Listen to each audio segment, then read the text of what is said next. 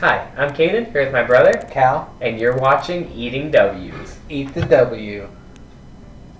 That's a W. Let's eat one. Let's eat one. That's a W. Today is an exciting episode for Eating W's because it is the official start of the Week 1 regular season for us. Yep. You will be seeing this video on Thursday morning, maybe late afternoon, just depending on how my schedule falls. But before the kickoff for the NFL, which will be the Bills at the Rams. So exciting. It's finally here. And now we have our NFL Week 1 predictions. So we're going to do this just like we did last year, where we keep track of games. We get 1 point for each game that we get right, and then we will each have one lock and one upset. And if we get those 2 games correct, we will get 2 points for that game. So it'll be a fun game. It'll run through the entirety of the season. We will have a regular season winner and then a overall winners plus the playoffs at the end of the playoffs, and the points will scale up once we get there. But we'll get there when we get there because that's quite a bit down the road. But before we get into our actual predictions, let's go through a few bits of news that happened in the prior week. So the Vikings and their new regime, after making many cuts, make 2 new trades. First of all, they send a 6 to the Texans for defensive tackle Ross Blacklock, as well as a 7th round pick. So pretty good deal there. It's really like only sending a 6, to be dead honest, and still getting a pretty good player in my opinion. It will be a rotational rusher as well as a 7th back, so that's nice. And then we also send a 2024 4th round pick as well as a 7th round pick for 2023 to the Philadelphia Eagles in return for Jalen Reagor, which is hilarious. It sure is. Considering the meme is that Jalen Reagor was taken 1 pick before Justin Jefferson, and they will now be playing together. But I really like this pickup for the Vikings. I've always really liked Jalen Reagor. I think he's been kind of memed on and kind of beat down since the beginning of his career, and it's really affected him. But now he's going to get to work with a more traditional quarterback instead of that run-heavy offense he had there in Philadelphia. And he's only going to have the pressure as like a receiver 4, maybe a receiver 3 in some situations, and a return man. So really be able to show what he can do and not have to have all this weight on him and all these expectations falling on him. So I think he's really going to thrive in this new Kevin O'Connell offense. Yeah, the new regime for the Vikings sure does do a lot of trades. There was, they do 4 trades in the first 2 days of the... Lots of trades in the draft. 2 within the first round. Yeah. So, and then they're getting players for it too, and they're not just trading draft picks. I like the Ross Blaylock or Black. I think it's Blacklock. I'm not positive. I've always said Blaylock, but anyways, I like that pickup because that is a nose tackle that's a nice rotational piece to go along with that veteran defense or that young defensive line now that T.Y. McGill is on injured reserve. The only thing that confuses me about the Blacklock is I really like the player, but I'm pretty sure the Texans ran a 4-3 while he was there. So the fact that we're going to this new 3-4, it kind of confuses me why we traded for a 4-3 guy. Maybe we'll move him out to more of a defensive end type style, a 3-4 defensive end, which I think he could really thrive at. So yeah, but we'll see what they end up doing with him. I think he'll fit really well in that nose tackle or end role. Agreed. And then now just a couple of signings here. The Chargers signed former Rams running back Sony Michel, and the Cowboys signed longtime Eagle Jason Peters. He played tackle for the Eagles, but he's a little bigger, a little older now, so he'll probably be playing guard for the Cowboys. No, he'll be left tackle. They're going to move him back out to tackle. Left interesting. Tackle 40 years old. Because I know he was playing some guard for the Eagles towards the end there, so interesting that they're moving him back out. They want to bring him in to replace Leo Collins. No, not Tyron Smith. Tyron Smith, who just got hurt and is likely out for most of the season. Yeah, Cowboys' offensive line goes from pretty much top in the league to struggling, to say the least. So interesting there. But now the moment we have all been waiting for. Well, at least I know Cal and I have been waiting for it. It's up to you guys if you've been waiting for it. But the official start of our Week 1 picks. Just a quick preface here. As the year goes on and we kind of learn which teams are good, which matchups are good, these episodes will get a lot shorter because we're only going to be doing key matchups, and then we won't talk about every game. I'll still show you guys every game. I got a little Excel document laying it all out, but we won't be talking about every game. But for now, these first few episodes are going to be a little longer because, especially in this Week 1, everything's a toss-up, and all of the matchups are actually pretty damn good. So we'll talk through them a little faster to make sure we're not here for an hour, but we will be talking about every game for this week at least. So let's jump right into it with the Buffalo Bills at the Los Angeles Rams on Thursday Night Football. For my first pick of the season, I have the Bills, and Callan picks himself up the Rams. I think the Rams are going to take this just because they got all that momentum from the Super Bowl. They're getting their Super Bowl banner. You know, it's the opening night. They got their own home stadium. The Bills are a tough matchup. I think it's going to be a great game. But I think just that momentum of being the Super Bowl defending champions, that's going to carry them into victory. Yep, I see where you're coming from there, but the Bills are just too damn good. They are really They good. are by far Super Bowl favorites. There is very few cracks in their armor. It's going to be pretty damn tough to beat the Bills this season, barring some horrific injuries or some crazy turn of events. So for these first few weeks at least, until I kind of can feel the teams out a little more, I think I'm going to be picking the Bills pretty consistently. So moving on to our first game on the Sunday slate, starting with the Saints at the Atlanta Falcons. We both have the Saints, but I actually even have the Saints as my lock. Now, I really like the Saints team this year. I think they are very slept on right now. They have guys like Michael Thomas coming back, Jameis Winston coming back on the offense, and an electric rookie and former Ohio State Buckeye, Chris Olave, one of my favorite receivers from this draft class. So it's going to be really fun to see their new offense, and then their defense is just always so stellar. What it's really going to come down to for the Saints this year is how they do without Sean Payton. They now have Dennis Allen at head coach, their former defensive coordinator, which makes sense considering their defense has been stellar. So even with that, I think their defense will continue to be really stellar, and it's all going to come down to the offense. But if you remember week 1 of last week, they really handed it to the Packers. So if they can recreate that week 1, it's a lock. Week 1, Jameis Winston is famous. So, I mean, I think that he's going to do really well. I think he's going to rebound from that torn ACL, and I think that he'll lead the team to a victory with that stellar defense. Like you said, that young defense is one of the tops in the NFL. I think Saints are a sleeper playoff contender this year, Super Bowl contender maybe even. If they can stay healthy, they'll be a good team. Next up, we have the 49ers heading to Chicago to take on the Bears. And though Callan has the 49ers, I'm going straight from my lock to my upset. I have the Chicago Bears upsetting the 49ers at home. Now it's going to be a battle of the 2021 running quarterbacks with Justin Fields versus Trey Lance making his first start. And the 49ers are a really well-balanced team overall, but I'm going to wait and see Trey Lance before I really start picking them consistently. Don't get me wrong, I think he'll be a really good fantasy quarterback and a pretty damn good quarterback overall, but I do want to wait and see because I'm a little nervous about him. But I really like what the Bears did this offseason, which I know sounds weird considering they practically cut their entire team.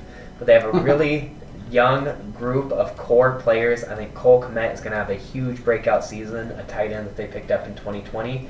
And we're just going to see what their kind of ragtag group of guys on defense can do this year. Yeah, the key to this game is that the Bears' offensive line, though, is very weak. And that defensive line for the 49ers is very strong. And I think that defensive line is going to overpower that offensive line, and it's going to be a long day for Justin Fields in that backfield.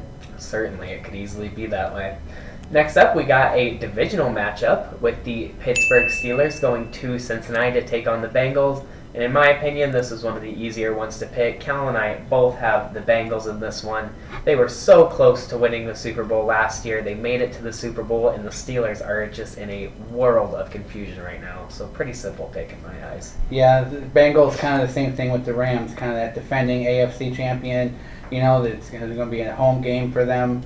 Opening up the season, and the Steelers, who are starting Mitch Trubisky, we'll see how that works for Trubisky's first start in over 2 years.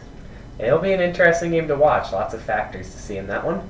Next up, we have the Philadelphia Eagles heading to Detroit to take on Motor City Dan Campbell and the Lions. And we got a split here. I have the Eagles, and Callan has the Lions. Yeah, I think that MCDC is gonna take some kneecaps out of the Eagles here. You know, they're a young team. They've got a lot of grit, a lot of energy, and they're at home. They're opening up in Detroit. That's a long flight for Philadelphia to Detroit to go face a gritty team who Philadelphia could be overlooking because, I mean, they're kind of looked at as favorites in the NFC East, and the Lions are looked at as doormats in the NFC. So I think this is kind of one of those games where the Eagles could overlook them, and the Lions will surprise. A little bit of a trap game. Mm-hmm. Now, just as Great White says, my, I am once bitten, twice shy, because I rode with the Lions all of last year, and it bit me in the ass week in and week out. So for now, I'm going to play a little bit on the side of caution and go with the Eagles for week 1.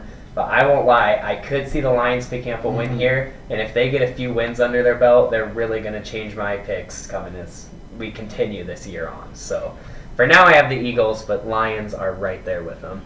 Next up, we have the Patriots heading to Miami to take on the new and improved Miami Dolphins, and we got another split here. I have the Dolphins, but Callan picks the Patriots in this one. Yeah, I think the Patriots are going to win because of Bill Belichick. Belichick is friends with Nick Saban, and he knows how to defeat Tua Tagovailoa. That's the key there. Is that Saban gives them all the weaknesses for Tua, and Belichick's going to take that information and he'll know exactly how to use it and exactly how to run his defense to stop the Dolphins. Knowing Nick Saban will help, but I mean, you just watch some film and you can find the weaknesses of Tua pretty quickly. It's sad to say. But I have the Dolphins here, just not as much because of the Dolphins, because to be honest, I am pretty well down on the Dolphins, even though they did have a pretty damn stellar offseason. So I'll give them props for that. But I'm much more nervous about the Patriots than I am in on the Dolphins with this pick. Patriots are having a lot of trouble with that play calling. And, you know, now people are a little more prepared for Mac Jones. He's going into his sophomore year where a lot of hot rookies see a big sophomore slump. So I'm just a little bit weary of the Patriots right now. So don't necessarily love the Dolphins, just staying away from the Patriots. Next up, we have another AFC matchup with the Ravens heading to New York to take on the Jets in a game where I believe Zach Wilson may play. I think we'll probably end up seeing Joe Flacco, but I've heard reports that Zach Wilson might play. But in this one, Callan has the Jets as his upset, and I have the Ravens. Yeah, it's the Joe Flacco revenge game. I mean, Joe Flacco's got to start for the Jets. He's got to take down the Ravens and beat his old ghosts. I mean, that's the only thing I got going on that, hoping that the Jets win, is that Joe Flacco just goes, what was it, 2014 playoffs Joe Flacco?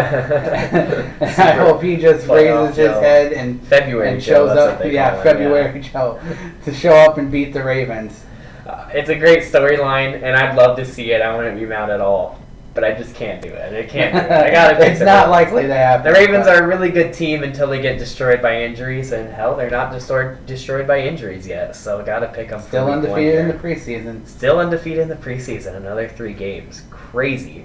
Next up, we have an absolute barn burner on our hands right here for this next one. We have the Jacksonville Jaguars heading to Washington to take on the Washington Commanders. Now in this one, I have the Commies themselves, the Commanders, and Callan has the Jaguars. Well, yeah, because you look at last year, the Jaguars went into Indianapolis and beat Carson Wentz and the Indianapolis Colts. And now week 1, for the first game for Wentz in Washington, he's got to go and face those same Jaguars again, who just embarrassed him just 1 year ago. So I think that the Jaguars continue their streak of beating Carson Wentz and knock out the Commanders.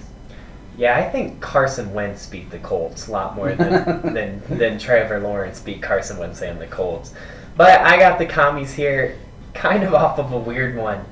It's almost just out of pity at this point because they have a pretty damn decent core of players on offense, but they just are so poorly managed, whether it's from the coaching side or from the owner side, more likely with Dan Schneider up there in the executive office. But they have some pretty decent players, and Carson Wentz started the season off half decent last year and then progressively got worse. With guys like Antonio Gibson in the backfield and a receiver like Terry McLaurin and a pretty young, solid defense, especially at the line, I'll take the Commies in this week 1. We'll see how it goes. Yeah, that defensive line for the Commanders is going to be a key cog for the success of their season. Certainly. So next up, we have some revenge game for Baker Mayfield. We have the Cleveland Browns heading into Carolina to take on Baker Mayfield and the Carolina Panthers. And Cal and I agree again. We both have the Panthers and Baker Mayfield in this one. Now, I took Baker here in the Panthers because they're just an overall better team, in my opinion. Maybe once the Browns get a little bit out of the news for bad things and Deshaun Watson is their starting quarterback again week 12, I'll start kind of rolling with them a little more. But for now, I just don't trust Jacoby Brissett. I think they're really unfocused on the game right now, which how could you not be? But, I mean, the Raiders kind of did it last year with even being distracted every week, so maybe they'll prove me wrong. But overall, I think the Panthers have a really great offense. They have a young stud in Brian Burns on the defensive side. I got the Panthers in this one. Are the Browns this year's Raiders? They're sure starting strong, that's for sure. Oh boy, I hope it doesn't go anything quite like their season did. That was a rough year for Las Vegas last year. But yeah, I do think that Carolina and Baker Mayfield is going to take out the Browns because same thing. It's the revenge game for Baker Mayfield. He's got to go in there and defeat his ghost and show that Cleveland made the wrong choice by picking Deshaun Watson and Jacoby Brissett over Baker Mayfield. Yep. So next up, we have another divisional matchup, this time in the AFC South. We got the Indianapolis Colts heading to Houston to take on the Texans, and Cal and I both have the Colts in this one. I'd love to say Davis Mills is going to go out there and win in Houston week 1, but the Colts are a really damn good team. One of their biggest problems last year were Carson Wentz, and now they have a much smarter, a much more conservative Matt Ryan at quarterback, and still have that dominant run game they had with Jonathan Taylor last year. So not much more to say. I think the Colts got to win in Houston week 1. Yeah, this could be the big upset of the week so far. The Colts are the most highly favored team in terms of betting, so they have the biggest odds or best odds to win. So this could be the biggest upset if the Texans are able to pull it off. Yep.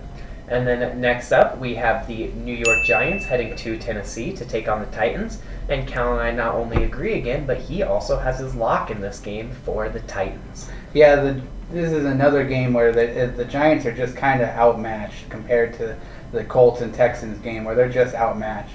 The Tennessee Titans are just a better overall all-around team. The Giants are still they got a new coaching staff. Still not really sure what to do with their quarterback. They're still getting their feet under them, and you know they're just so young. And the Titans are so experienced, even with Ryan Tannehill being a quarterback. I think that they are almost the surest team to win. Yep, the Giants have a really nice future outlook, in my opinion. Brian Daboll, new at the coach. They got a lot of new great rookies these past few years. Evan Neal, Kayvon Thibodeau, Darius Toney. But their season is really going to ride on the back of two people, and it's going to be Daniel Jones and Saquon Barkley. If Saquon Barkley can return to form, and Daniel Jones can have a Josh Allen-esque leap under Brian Daboll, then they're going to be a really good team this year. But for now, I have the Titans because I don't think it's going to happen in the long run. So next up, we have the game of the week with the Packers heading to Minnesota to take on the Vikings. Pretty obvious here. I have Vikings. Callan has Packers. What do you think, Callan? Well, I mean, I'll be at this game, so this will be a first-hand experience for me.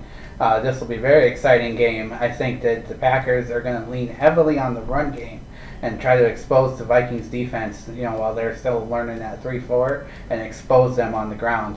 I know that Alan Lazard is going to be questionable, which means that we're down even more receivers than we started with to start the year.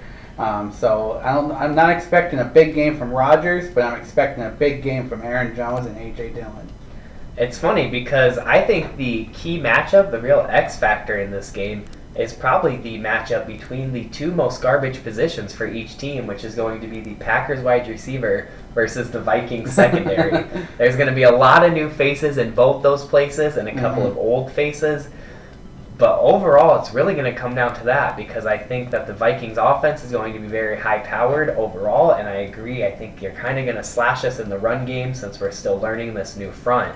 So it's really going to come down and be the X factor in that matchup. Next up, we have the Chiefs heading to Arizona to take on the Cardinals, and we agree again. Cal and I both have the Chiefs in this one. Now, the Cardinals are going without D-Hop for week 1 here, and I am still very, very nervous about the Chiefs. I don't really want to go all in on them, but for week 1 here, I think the Cardinals are in a little bit of a beat-up shape. My player to watch for this game is I am really excited to see how rookie, former Colorado State player tight end Trey McBride is going to play for the Cardinals. I think he could really play a key factor there, especially considering they'll probably run some more 2 tight end with D-Hop not being there till week 8. Week 7. Week 7? 6-game suspension. So I think the Chiefs got this one, though. Yeah, the Chiefs are just a more well-rounded team here. Even though I still don't think Mahomes is a very good quarterback, they got a great ground game. Wow, that was a tongue twister. with Edwards-Helaire, Isaiah Pacheco, Jared McKinn, Ronald Jones. So they got a really good ground game, and I think their just well-roundedness is going to be better than the Cardinals due to their kind of dysfunction right now with D-Hop being gone, the whole Kyler Murray situation being awkward. I think that even though I wouldn't be surprised if the Cardinals won, I just think it's more likely the Chiefs will win. Yep. And then finally, our last non-primetime game, we got a great matchup with the Las Vegas Raiders taking on the Los Angeles Chargers, and we are split again. Callan has the Chargers in this one, and I have the Raiders. And I have the Raiders because one main reason, and I truly do think that Derek Carr to Devontae Adams connection is going to be absolutely lethal, especially when you mix in guys like Hunter Renfrow and Josh Jacobs also on that offense, and you can't just really focus that connection. I think we are going to see a lot of touchdowns between those two guys there. And that's not even mentioning the Raiders' kind of new and improved defense with another lethal part, with that being the pass rush between Max Crosby and Chandler Jones. So I got the Raiders in week 1. And I think it'll be the Chargers for kind of the opposite reason, is that they're going to force the ball to Devontae. That Derek Carr is going to want to target Devontae Adams too much, and it will be actually a weakness for the Raiders, and the Chargers will be able to expose that since the Raiders won't be spreading the ball around. So hopefully they'll be able to shut down Devontae, and I think that will be a key to the Chargers' victory. And they have a little improved pass rush of their own between Joey Bosa and now new Khalil Mack. So it'll be interesting to see that matchup week 1. And I think that was more of just a Rodgers thing, forcing it to Devontae. We'll see. We'll see. And then now moving on to our last 2 games, starting with prime time Sunday night football. We have the Tampa Bay Buccaneers heading to Dallas to take on the Cowboys. And we agree again with Cal and I both taking the Buccaneers in this one. Yeah, Tom Brady is just too smart to be beaten by Mike McCarthy. I think it'll be a really close game. I think it'll be a high-powered game. I think it'll be like one of those 38-31 scores. But I think in the end that Brady is able to beat out McCarthy in that offense. Yep, and I actually kind of think the opposite, but I still think the Bucs are going to win. I think it's finally going to be Brady's down year. He wanted to play till he was 45. He made it, and I think he's kind of going to pack it in a little bit. I'm not going to lie. We'll see if it actually happens, because I've been saying that since he turned like 38. So we'll see if it actually happens. But the Bucs are just such a good team overall. It is insane, well coached, stacked across the board. It's going to be a really hard team to beat. So I got them here. And then finally, we have the last game of week 1 of the NFL with Monday Night Football, with the Denver Broncos and Russell Wilson heading back to Seattle in a little bit of a revenge game against the Seahawks, and we are agreeing again. Cal and I both have the Broncos on this one, and I think it's pretty obvious to see why. This was my second candidate to lock it in, because the Broncos have this new and improved team. They are down Tim Patrick, which is a bummer, but they are still really good across the board, and the Seahawks are pretty much entering a rebuild, so easy pick for me. Yeah, it's another revenge game, like the Joe Flacco and the Baker Mayfield game. It's a whole week of revenge games for week 1, which is very interesting. That's a lot of fun to watch. But I do think that Russell Wilson will go in there and he's going to beat Seattle. And even though the Broncos do have a weak defensive line, could be exposed on the ground with that running game, I think that Denver's just going to get out to too much of a lead, and they're not going to be able to use that running game to their advantage. Totally agree. Just a quick little add-on there with the revenge game. Za'Darius Smith taking on the Packers. The revenge game. That'll be a fun thing to watch. Yes. So that was our picks for week 1. Thank you all so much for watching, and make sure to tune in next week when we have 2 episodes with a week 1 reaction, as well as our week 2 predictions. So subscribe if you like us, and like this video if you liked it. And until next time, don't forget to eat the W.